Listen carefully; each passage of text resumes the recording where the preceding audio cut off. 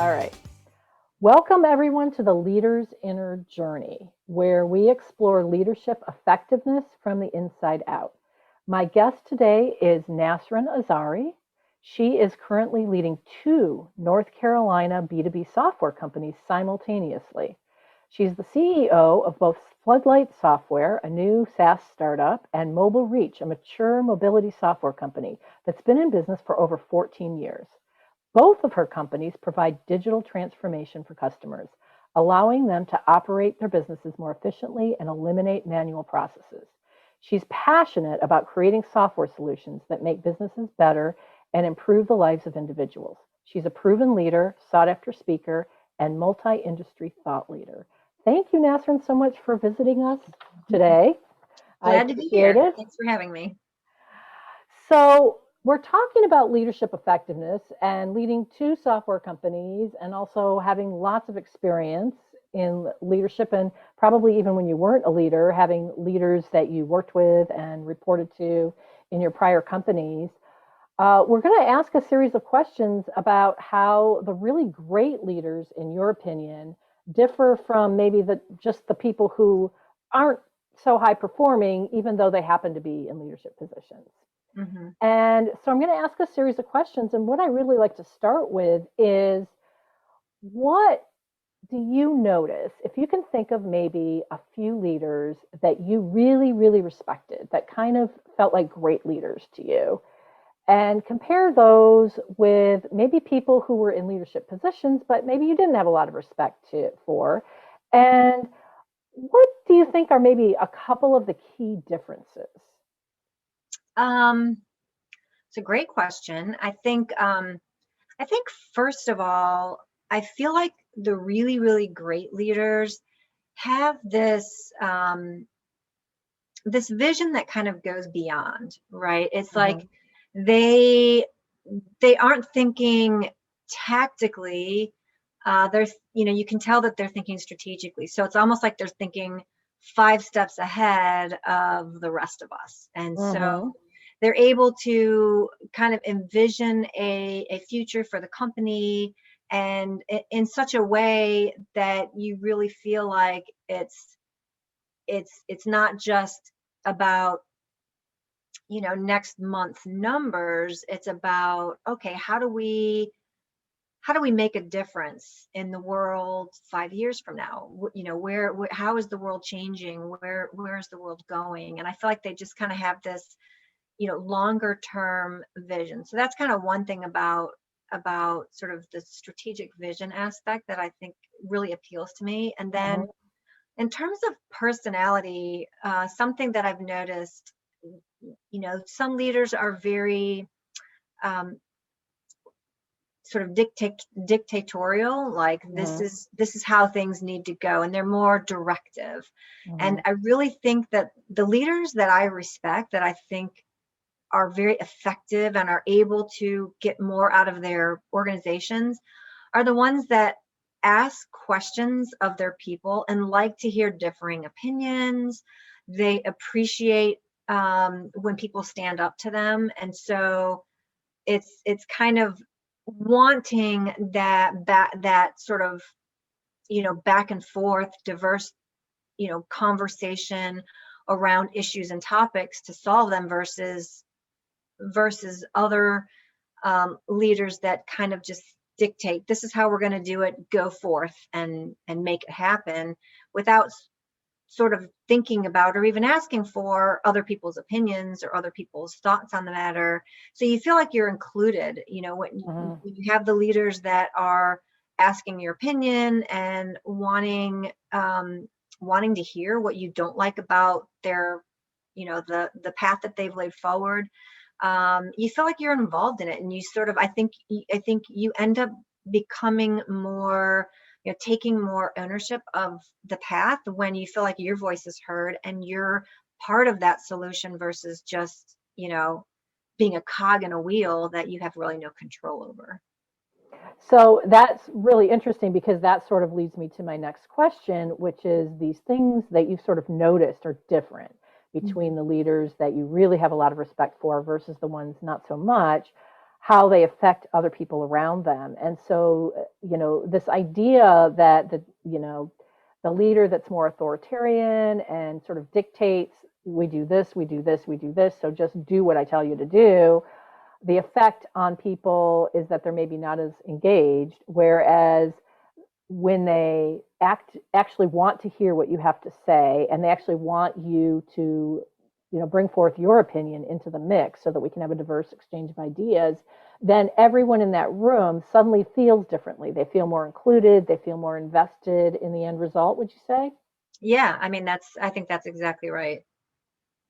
So let's go back to that first one, kind of the real visionary leader that's thinking, 5 years ahead, and compare to maybe one that's just thinking about this quarter's number. What do you think the effect of that difference is on maybe the people around them? So I think it gives people the confidence that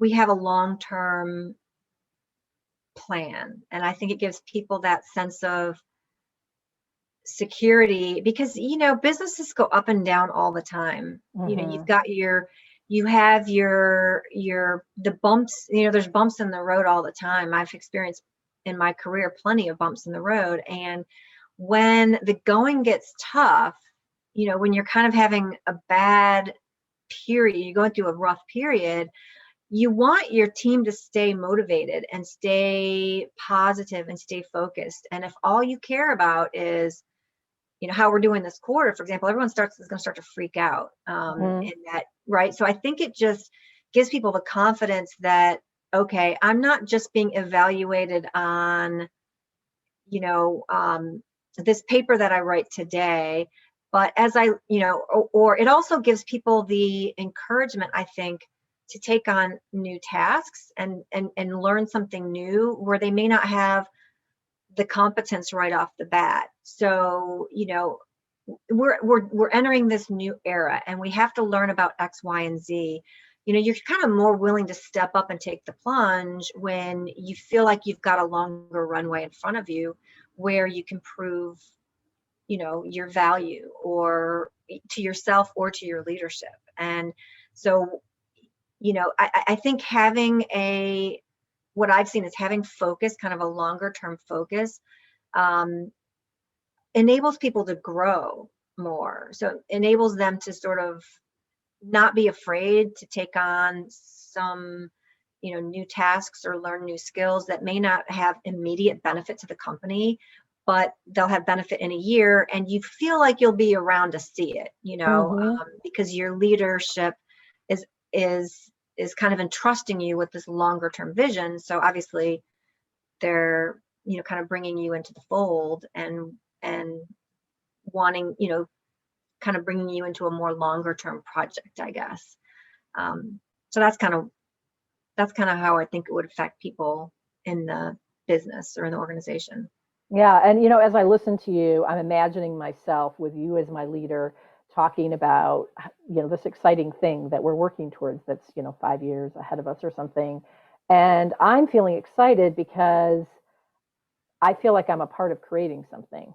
Whereas Yeah. maybe this week's numbers aren't going to be as excited. So I can see how I would be more willing to take those risks. Hmm. So, so let's just, kind of spin our conversation today around these two traits. So one is really that strategic thinking, that ability to kind of articulate the longer term vision, and also this idea of encouraging diverse thinking around decision making and what we're going to do and, how we're going to proceed on things. Let's say, our listeners are saying, okay, great. I think that those two traits are great. So I want to be that kind of leader, right? I want to be a visionary leader and I want to be, someone who doesn't just order people around. What do you think is the difference inside? Because I know that a lot of times we can say, well, I want to be like this, but maybe it doesn't come out that way. So what do you imagine is the difference inside, for someone who's maybe talking more in a visionary manner about 5 years ahead, and we can deal with these both together, and or someone who's really really inviting more diverse discussion as we make decisions about how to proceed forward. So I think in the first instance, when we're thinking about, sort of becoming a strategic thinker, a long-term thinker, it's kind of, you think of your business as it's a marathon, right? It's not just about what happens tomorrow. That's just one step towards the destination. And it may be that it's not a straight line to my destination. It may go in curves. I think it's just having confidence that, a lot of us have been through these exercises where you envision your business in a year and you have these goals, and those are always the kind of the easiest goals to make and they're generally around revenue and customer acquisition and product, for me, product development or service delivery, something like that, and those are sort of the concrete things that we do. And so I think it's kind of changing the mindset from sort of accomplishments, like task-based things, to thinking about, what does my company look like in 4 years, 3 years, 5 years? What does it look like? Who are my customers, and who are my employees, and how are we interacting with the competition and with the market? And one of the things that drives me is how is my company making a difference in the market? What is it that what are they looking at us for? So I kind of try to think about or fantasize around, what are all the thought leaders, or what's the media saying about Floodlight software? What's the media saying about Mobile Reach? How are they, what are they going to be saying, talking about in 5 years related to Floodlight software, for example? And I try to think about what I want that to be. What do I want them to be saying about who we are and how we've made the industry better? And I think that's the sort of the inner thing that's different is, it's always important to think about your goals and very concrete, growth measurements and things like that. But I think it's just forcing yourself to develop this picture of what you want your company to look like, and then striving towards it. And then, then when you hit the bumps in the road, it's okay. I just have to get around this obstacle. Either I go over it, or I go around it, or I go through it, or I figure out how to get to the next place. And like I said, it may not be a straight line. It may be that you try one route and you realize, okay, that's not working so well. Let me try something different. Or you never know, next year, a new technology comes out, or a new competitor comes into the mix, and you're thinking, oh, well, maybe we can collaborate with them. So things change. Things are so dynamic. But if you sort of have that picture of, where do I want to be? Where do I want my company to be? How do I want folks to look at us? I guess to me, that's kind of how I think of it. Yeah, and so it sounds like, if we think about it from an inner perspective, right? If I'm trying to become more visionary as a leader, then I would need to train myself to spend, a good percentage of my time thinking about that picture. Yeah. So it's kind of what's going on inside my head is I'm thinking about that picture. I may be dreaming about that picture, but I'm constantly thinking and holding that vision in my head so it's clear. And so I kind of naturally start talking about it to people. Yeah. Yeah. Okay. Well, let's hit the other one. So inclusive. The different styles of leadership, more autocratic versus more, so more telling you what to do versus more, what's your opinion? What's your opinion? Mm-hmm. Yeah. And I think this is a good one for me in particular, because in my own growth path, a big thing for me has been, I've always felt like I had to have the answers. And so when I get questioned, I think it's, in some ways there's a maturity level and a confidence level where when, and everybody's a little bit different. Everybody's growth path is a little different. But for me, feeling like I have to have the answers. So when somebody asks me a question or poses a challenge or poses a situation, I feel like I have to have the answer, regardless of whether it's the best answer or the right answer. I feel like I've got to show up as being confident and having the answer. And that, I think, although I'm not trying to be autocratic, that's kind of how it comes across, as I'm being directive. I'm not really, so I think having the confidence to say, I don't necessarily know that I have the best answer myself.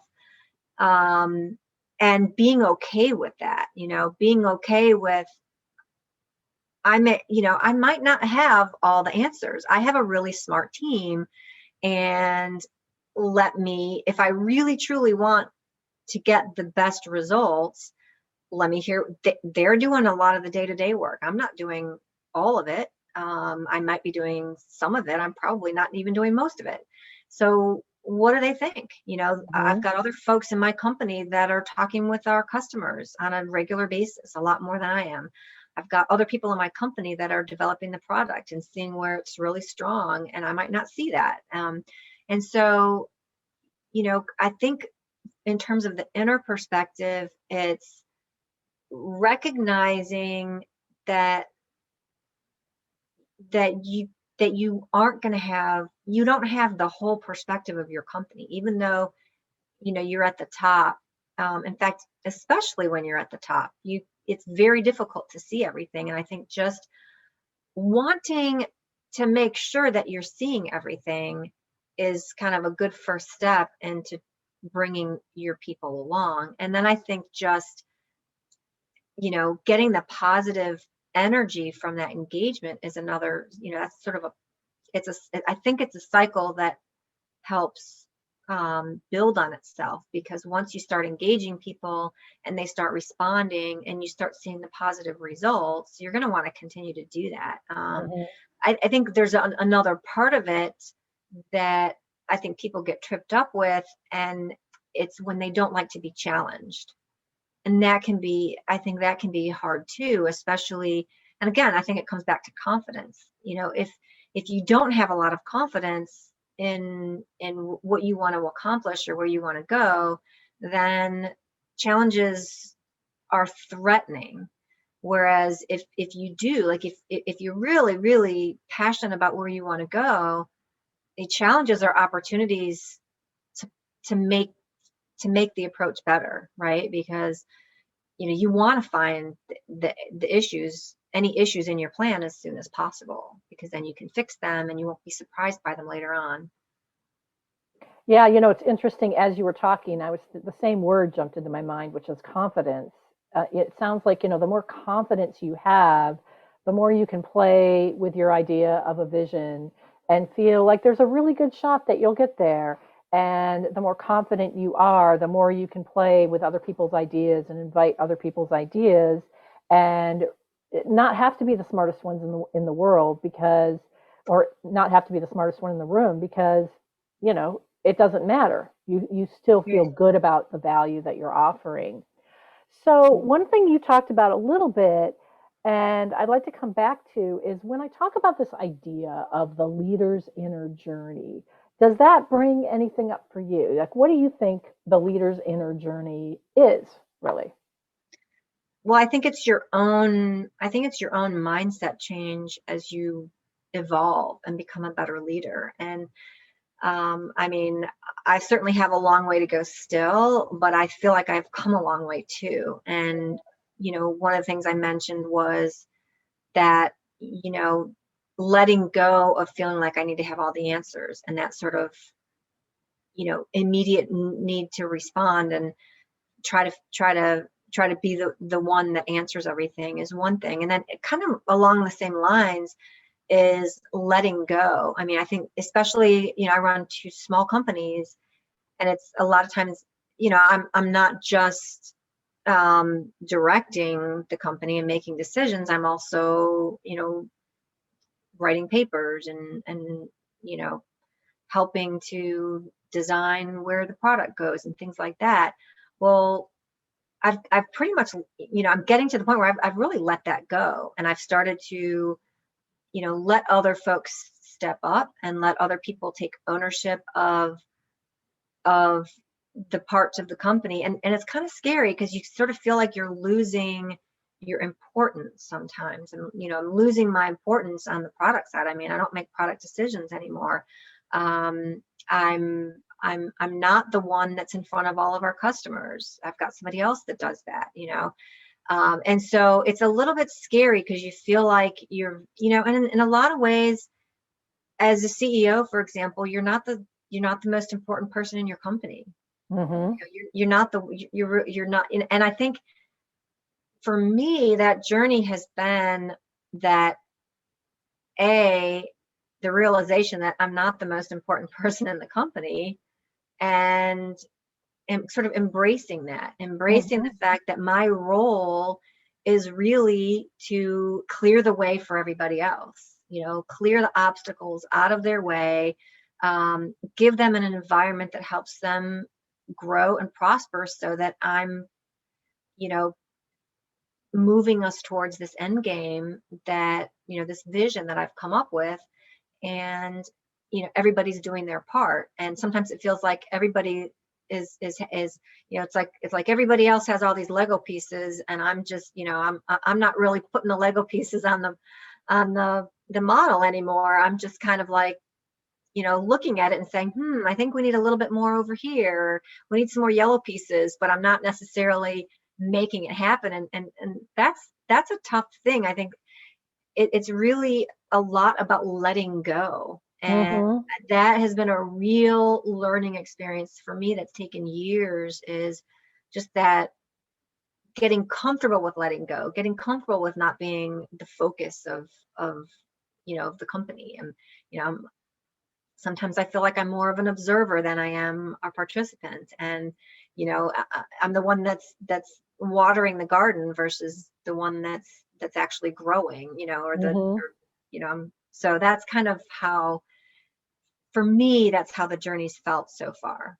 Yeah, I just love the way you express that. And I've often felt also that it's almost like as you become more invisible, you also become more powerful. Because, not even, with the Lego metaphor that you were using, I mean, you're not even really saying, let's move these Lego pieces here and let's move these Lego pieces there. You're saying, well, what do you think about where the Lego pieces should go, right? Because you're Yeah. getting all of there. So you're really facilitating the process, but you are making it all about them. And in doing that, I think you become a much more powerful leader. Yeah. That's kind of what I've observed. And it's sort of a combination of, like, for me, what I've noticed is it feels like it's, two steps forward and one step back in terms of doing it right, of evolving and growing. It's taking that couple steps forward, feeling anxious, and then taking a step back, and then Mm-hmm. trying again. And it's a lot of times it's trial and error, or I find myself getting too worked up about one thing or another, and then realizing that I have to solve certain problems in the company, but I've got to let other people solve certain problems. I can't get caught up in every problem. And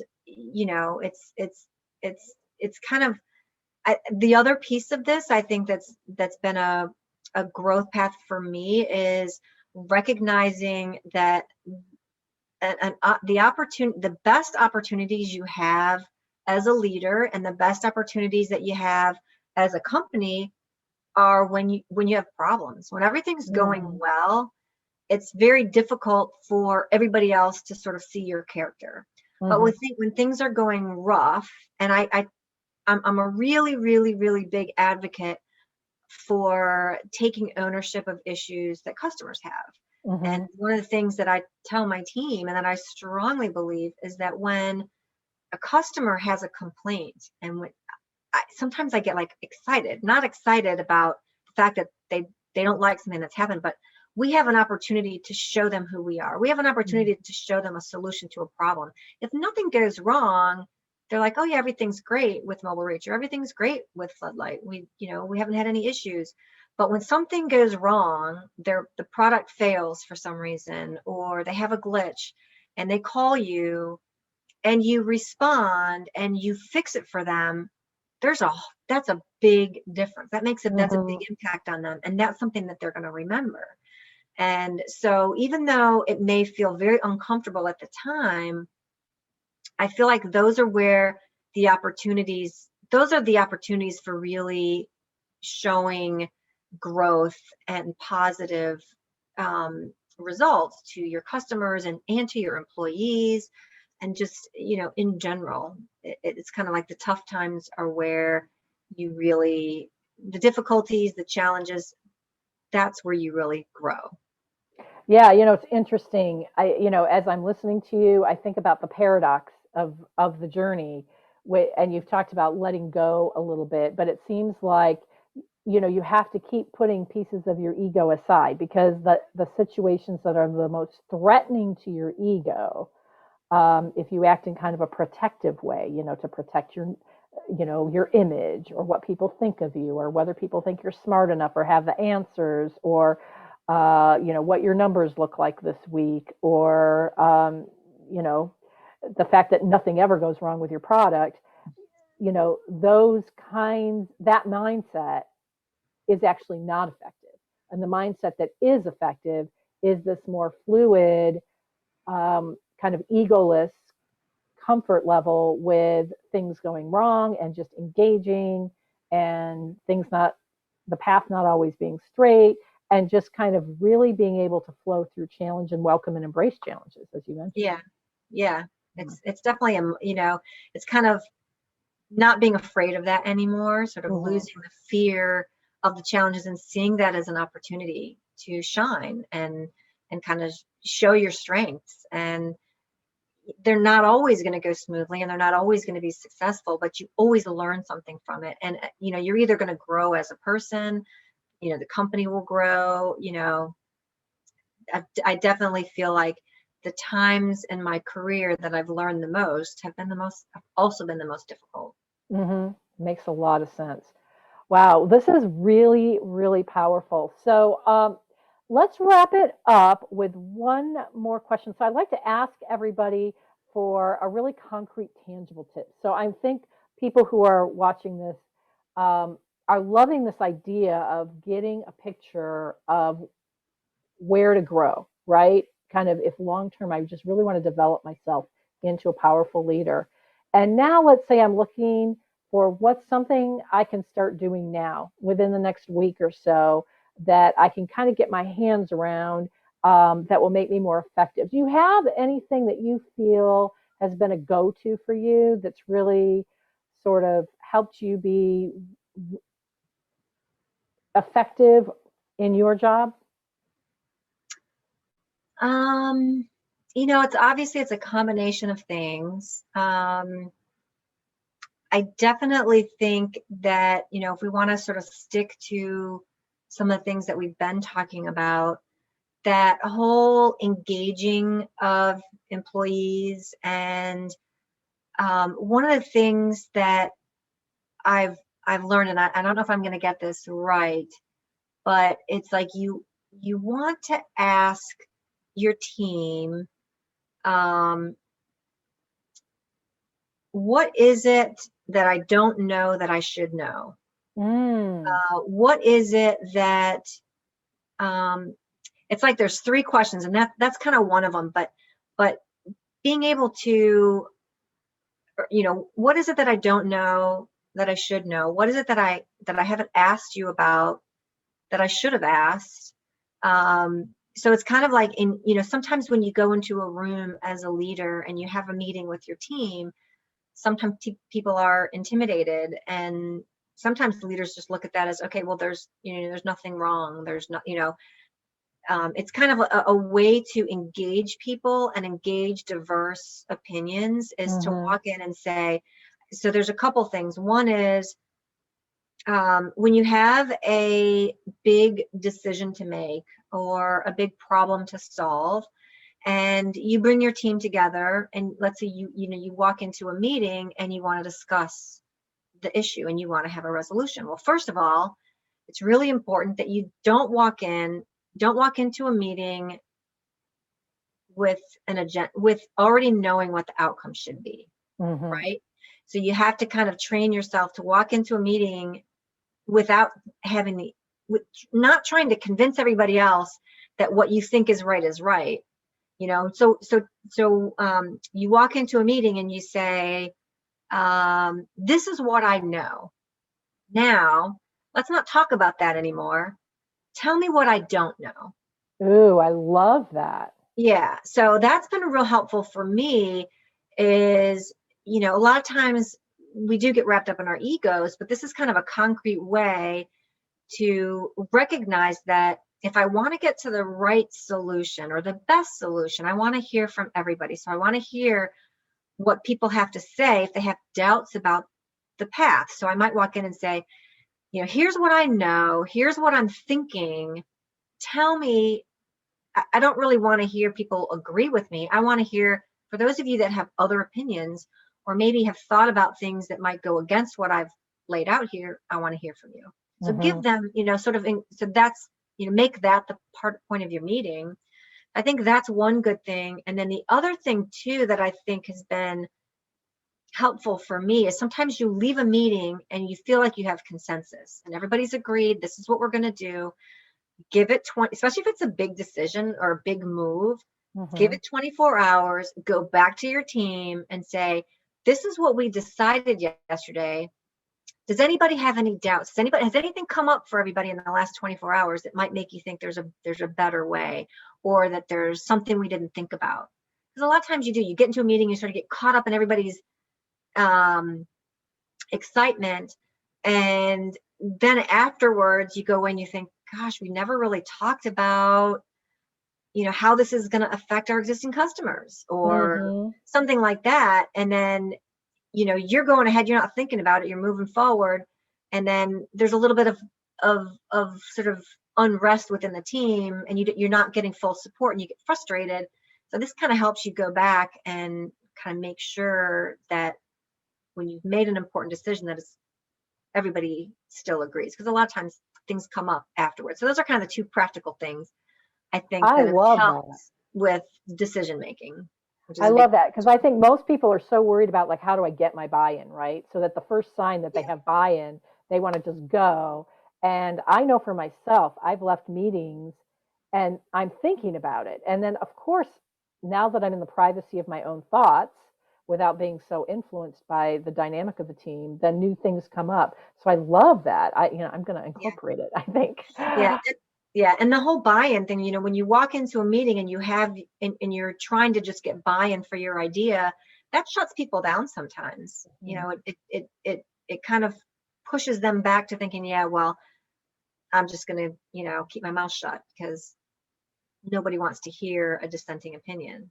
Right, right. And I love that. And I love it. And the idea that dissenting opinions are actually going to make the ultimate decision Better. better instead of, oh gosh, if we have dissenting opinions, then we're just going to be the stalemate. We're not going to move forward at all.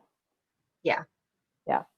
Excellent. Well, this has been a wonderful conversation. I really appreciate Good. your time and your wisdom. So, Mhm. if anyone in our audience sort of wants to find you or get to know you or reach out to you, would that be okay with you? Yeah, of course. And how Yeah. would they do that? So, I mean, you can put my contact information up on your page. Probably LinkedIn or email would be is the best way to get in touch with me. I'm pretty good about getting onto LinkedIn, once every 2 to 3 days. Um, Emails, I'm generally in that every day, so it's another good way. Excellent, excellent. And the websites are www. So for Floodlight, it's www.floodlightsoft.com. And Mhm. then for Mobile Reach, it's www.mobilereach.com. Thank Very you. simple. Hey, love it. All right. Well, again, thank you so much for being here with us. I really appreciate it. And thanks all of you for being with us and listening. Bye, everyone.